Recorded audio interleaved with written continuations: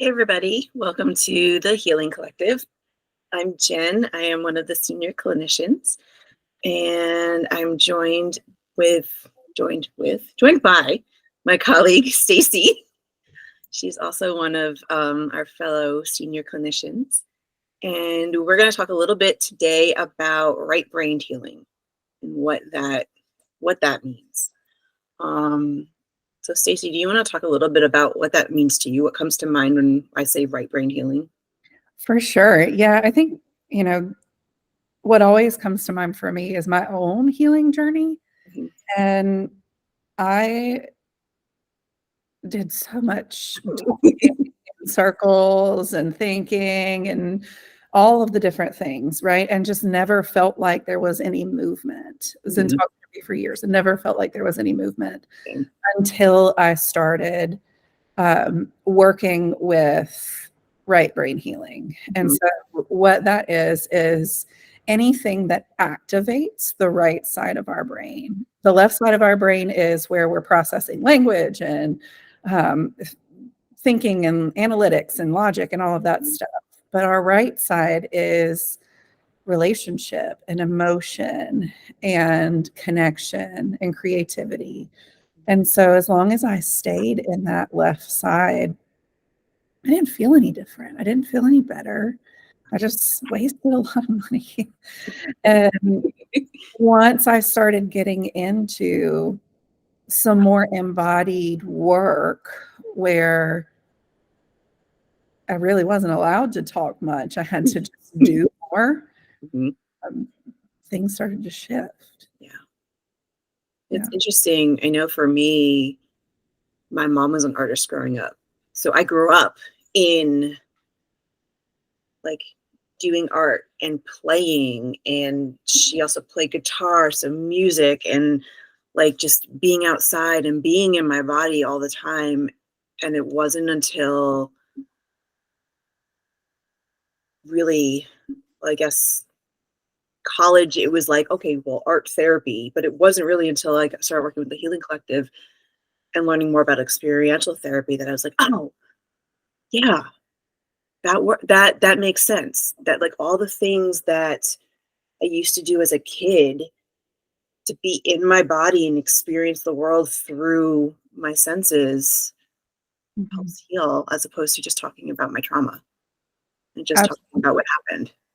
Yeah. I mean, I think the talk pieces are important because there's so much that I needed to learn about what trauma is and where it comes from and why I have the reactions that I do and what my brain's doing and all of those things. And that's super helpful foundational stuff. But, when we start a recovery journey, we start it not because we want to, well, maybe we start it because we want to understand more, but mostly because we feel different. Yeah. Because we want to feel better. And all of that healing stuff is processed in the emotion and in the relationships, stored and encoded in right brain. And so same kind of thing for me. I grew up playing music myself and in a musical family and with creativity all around and on a farm and outside and all of those things. And the further away from that authenticity and that core me that I got, the worse I felt. Yeah. So for me, it just came so easily partnering therapy and music. Yeah. Right. Putting the two together, it just made so much more sense that I don't know how to tell you how I'm feeling, but I can play it.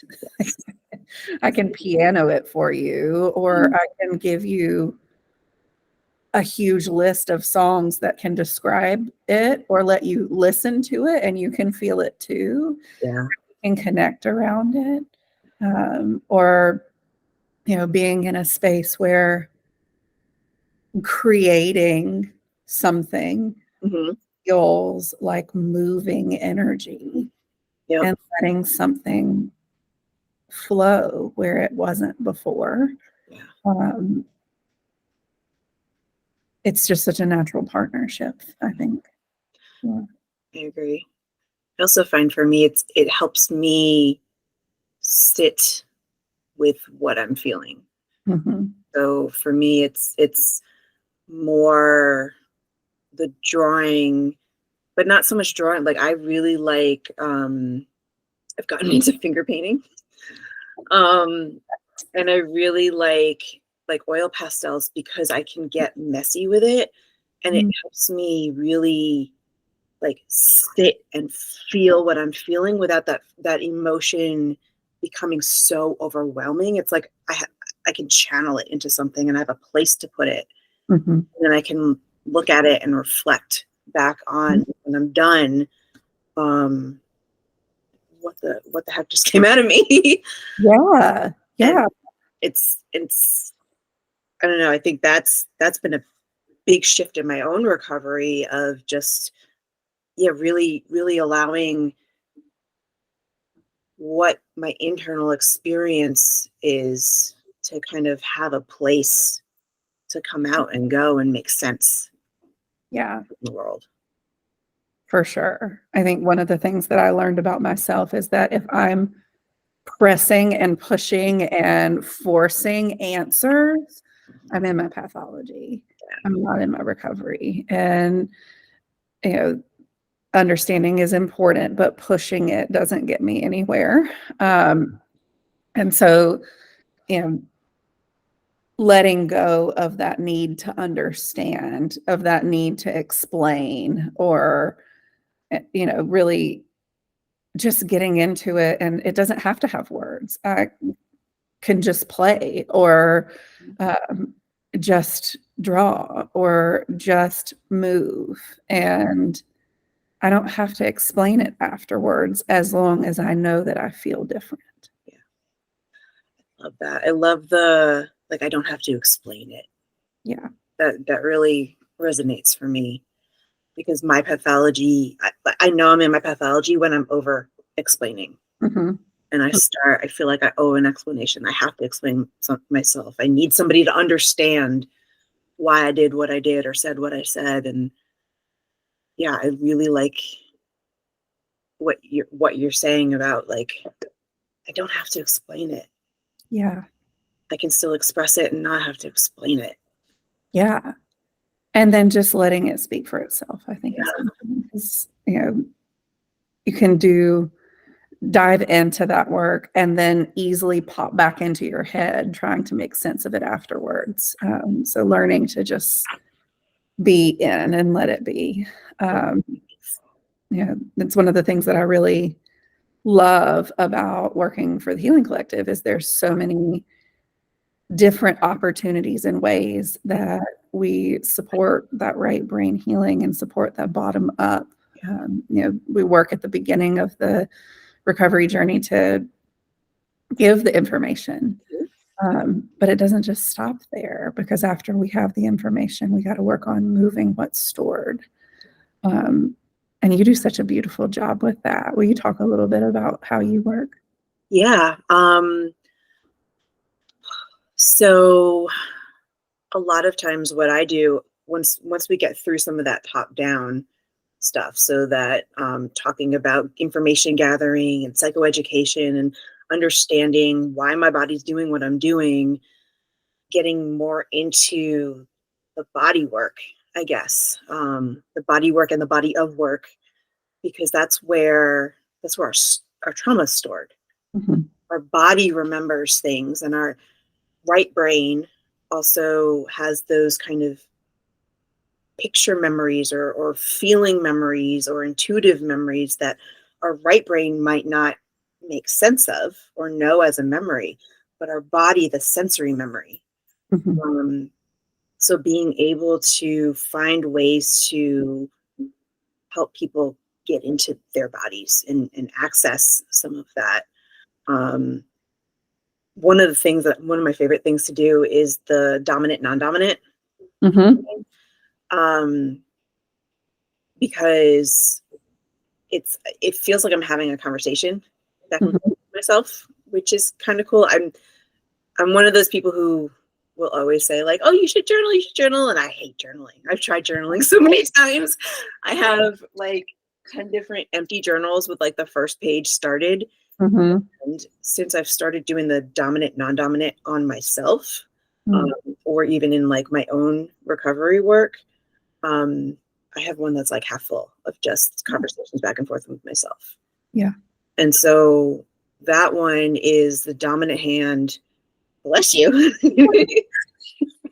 Dominant hand is for me kind of the here and now. So it's adult Jennifer. It's the here and now. It's my adult.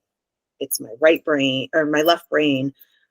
My non-dominant hand, which is my left hand, is my inner child, my inner teenager.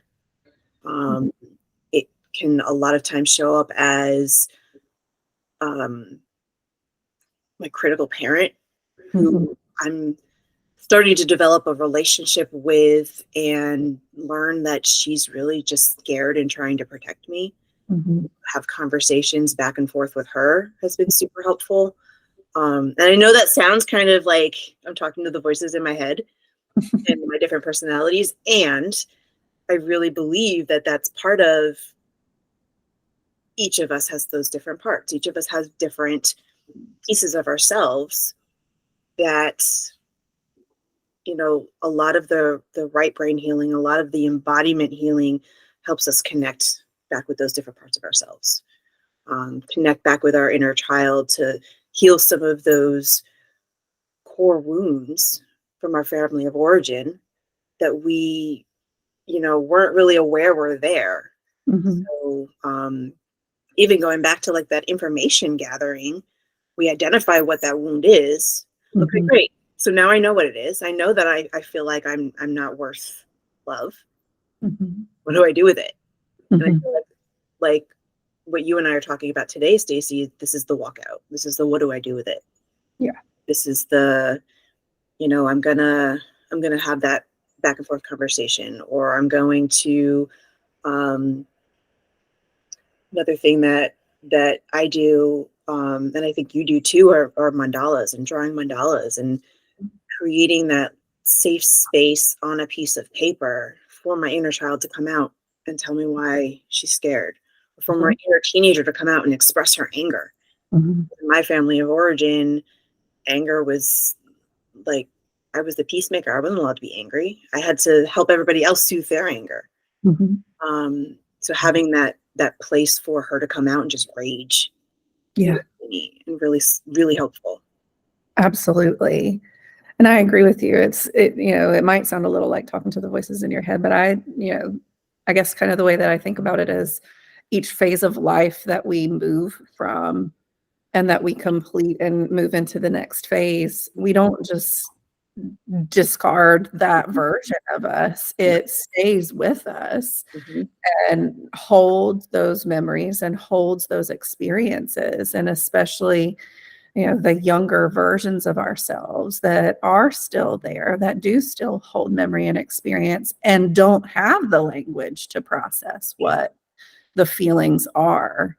I know as a mom of 2, 5, and 8-year-olds, I think about my 2-year-old, and he has a lot of big feelings.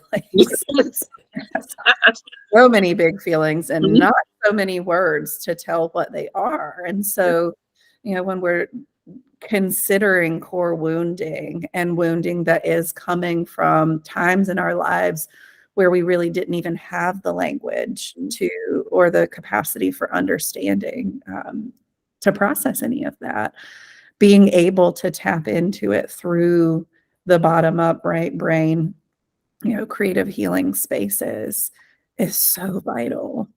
I don't like journaling either, except Just me. Good. that's not just you, except mandala journals. I feel like I don't know what to write when I'm Yes. sitting down and trying to just script something, Same. but I have stacks of Yep. sketchbooks Yep. that are just, I drew something. I don't know what it means. I think there was a time even a couple months ago that I drew one and sent it to Yeah, you. you did. Yep. Yep. Um, I just knew that it felt right. And so even just that is so validating. Listening to whichever piece of me is inclined to say, no, it needs to be this color, or no, it needs to be that color, and not having to have a reason for it, just letting it be what it needs to be. And same thing for music, right? When whether it is working with frequency and sound healing and tuning bowls and forks, or crystal singing bowls and tuning forks, or whether it is working with real instruments, not that those aren't real instruments, they're real instruments, but working with like guitar, drum, piano, whatever else, right? Melodic instruments, how about harmonic instruments? Using elements of music the same way that we would elements of art, melody and harmony. And, again, I think of my own children and their expression, and my 5-year-old doesn't have words for a lot of what she says, but she'll go to the piano and make a little melody. Oh, I love that. And sometimes it sounds like a happy melody, and sometimes it doesn't sound like a happy melody. And I'll ask her what she's doing, and she's like, I'm making a song about how my body feels. And like, brain explode, right? Because that's how she's processing her feelings.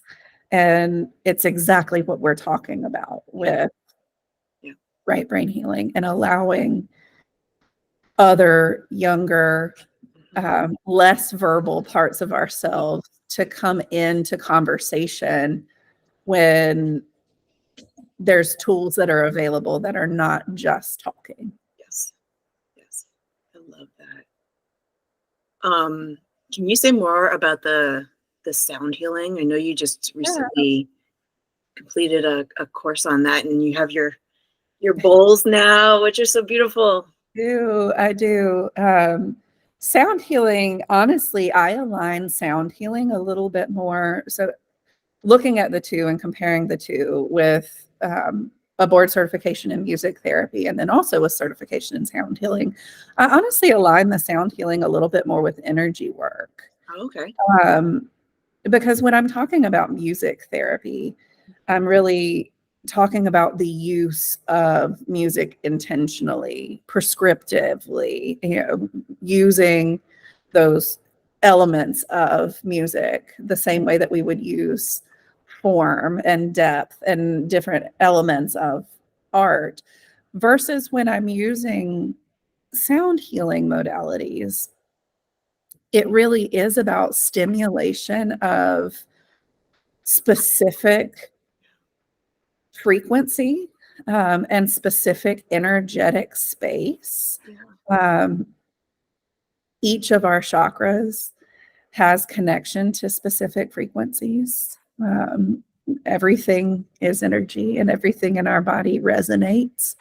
And so it's allowing that resonance to partner with what's energetically happening with the body and move it back toward alignment. A lot of the time when our energy feels stuck, or if it feels like it's not flowing, there's something that's out of alignment that we can use tools like sound healing or Reiki even, to adjust and bring it back into the space where it can flow. That in my mind goes right along with, I don't need to explain it. I don't need to have an answer for it. I just know that if I lay in the middle of these bowls and Stacey plays them, when I get up and walk away, I feel different. Something shifts. It's about that feeling, that shift in my body. Feeling like I can walk out of here a little differently, a little better, a little healthier, a little lighter. And grounded, lighter, and with a different sense of peace and flow. Well, thank you for taking the time to talk today. I love chatting with you too. And if anybody wants to learn more about what we do at the Healing Collective, you can visit our website at the-healingcollective.com. That's right? Yep. Okay, cool. Thank you. Thank you.